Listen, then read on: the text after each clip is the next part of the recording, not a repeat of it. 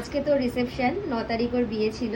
তো বিয়েতে মেকআপটা কেমন ছিল সেটা একটু জেনে নেবো।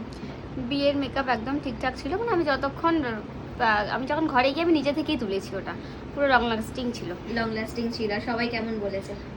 মা লক্ষ্মী। মা লক্ষ্মী বলেছে।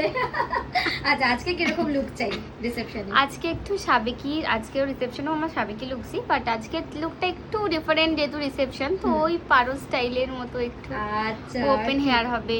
আচ্ছা ঠিক আছে, দেখি পারো লুক আর করতে একদম পারি। সিম্পল। আচ্ছা, একদম সেদিন সিম্পল ছিল। হ্যাঁ।